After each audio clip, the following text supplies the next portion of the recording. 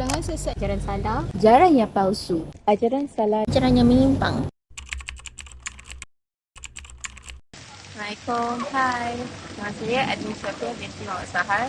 Nama cik saya 23BE01008. Hai, Assalamualaikum. Nama saya Nur Anissa Kristina binti Rozaini dan nombor matrik saya 23BE01010.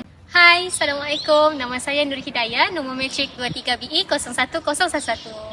Hai, Assalamualaikum. Nama saya Nasha Melati Jana binti Muhammad Syam. Nombor matrik saya 23BE01012. Assalamualaikum. Hai, nama saya Nur Amira Aisyah binti Karim Nazam, nombor matrik 23BE01017. Dalam sejarah Islam, golongan sesat ni dia wujud pada zaman Nabi Muhammad lagi. Contohnya, ajaran yang dibawa oleh Musailamah Al-Kadzab yang mendakwa dirinya Nabi dan mereka-reka ayat untuk menyanyi Al-Quran. Kewujudan ajaran sesat ini berlaku pada zaman berikutnya dan dibenteras serta diperangi oleh pemimpin umat Islam demi memelihara kesucian akidah. Firman Allah Subhanahu Wa Taala dalam surah An-An'am ayat 56 bermaksud, katakanlah wahai Muhammad, sesungguhnya aku dilarang menyembah mereka yang kamu sembah yang lain daripada Allah. Katakanlah lagi, aku tidak akan menurut hawa nafsu kamu kerana kalau aku turut, sesungguhnya sesatlah aku dan tiadalah aku daripada orang-orang yang mendapat hidayah petunjuk. faktor utama mengapa ramai masyarakat kita masih terjebak dengan ajaran salah adalah kerana kejahilan. Golongan ini lebih suka mencari agama dengan jalan yang mudah, mahu sesuatu yang tidak diajar oleh pendakwa arus perdana. Akibatnya, mereka terjerumus dalam mengenali seorang guru yang bersifat palsu. Seterusnya adalah ketidakkefahaman terhadap ajaran Islam. Kurangnya pemahaman yang mendalam tentang ajaran Islam dapat menyebabkan orang mudah dipengaruh oleh ajaran yang salah. Kurangnya pendidikan agama yang benar. Kurangnya akses terhadap pendidikan agama yang benar dan komprehensif dapat membuat individu mudah dipengaruhi oleh ajaran yang sesat. Tanpa pengetahuan yang cukup tentang prinsip-prinsip agama dan kemahuan untuk membezakan antara ajaran yang benar dan salah. Dan yang terakhir adalah penggunaan media sosial dan teknologi. Perkembangan teknologi informasi dan media sosial telah menyebabkan penyebaran ajaran yang salah disebarkan secara cepat dan luas. Seterusnya, teknik penyebaran. Teknik penyebaran terbahagi kepada 3, iaitu pembohongan dan manipulasi. Dengan menggunakan pembohongan atau manipulasi informasi, ia dapat mengelirukan ahli dan memastikan mereka terikat kepada ajaran yang palsu.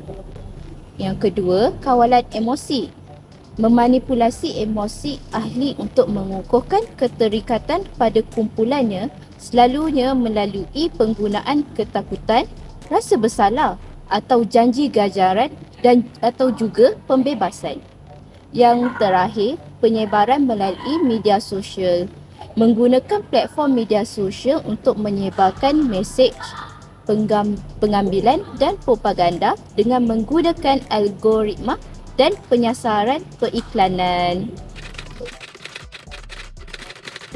ajaran salah dan al-batiniyah di Malaysia. Okey, batiniyah ni ialah segolongan manusia yang meyakini bahawa terdapat maksud tersembunyi di sebalik perkataan Al-Quran dan hadis. Setengah orang yang tidak memahami idea ni mungkin menganggapnya pelik, tapi orang bijak melihatnya sebagai simbol dan tanda sesuatu yang istimewa. Kat Malaysia, terdapat pelbagai aliran dan pemahaman dalam Islam, termasuk juga ajaran salah dan al-batiniyah.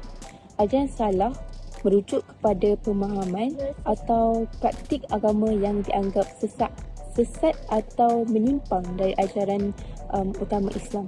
Manakala al-batiniyah pula adalah satu aliran mistik atau esoterik dalam Islam yang menekankan pemahaman simbolik dan makna tersembunyi dalam ajaran agama. Okay, pemerintah Malaysia mengiktiraf Sunni Islam sebagai aliran rasmi.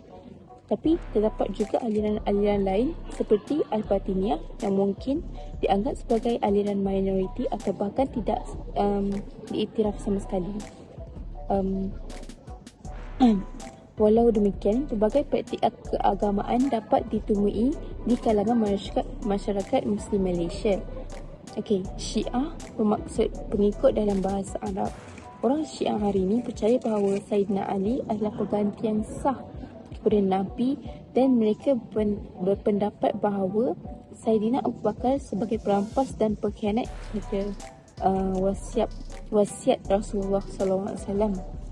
Segelintir pakar berpendapat bahawa kumpulan Syiah bermula kerana seseorang yang bernama Abdullah bin Sabah pada zaman Sayyidina Uthman bin Affan. Ada pula yang mengatakan kumpulan Syiah berbentuk kerana masalah pada zaman Sayyidina Ali. Sebabkan perbezaan inilah, ulama tidak bersepakat tentang cara menangani kumpulan Syiah. Terakhir, pendekatan undang-undang perlu diterapkan dengan tegas terhadap ajaran yang menyimpang dengan memastikan perlindungan undang-undang terhadap masyarakat dari pengaruh yang merugikan. Dengan mengambil langkah-langkah ini, masyarakat dapat lebih efektif menangani ajaran yang salah dan menjaga kesucian ajaran Islam.